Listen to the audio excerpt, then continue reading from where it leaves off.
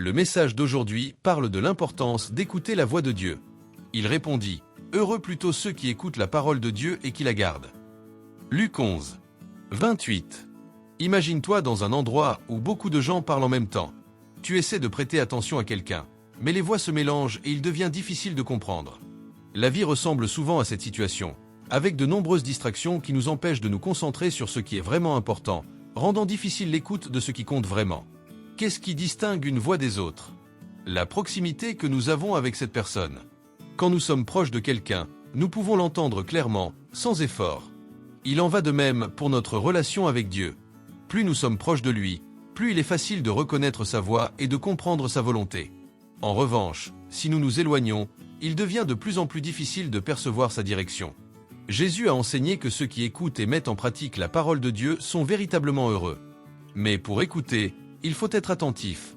Si notre esprit et notre cœur sont remplis de distractions, nous ne pourrons jamais discerner ce que Dieu essaie de nous dire.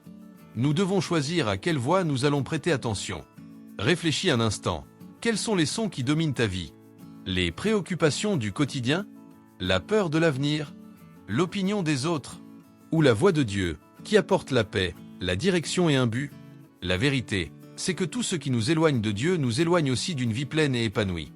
C'est pourquoi il est temps de faire taire les bruits autour de toi et de faire de la place pour ce qui peut vraiment transformer ta réalité, la parole de Dieu.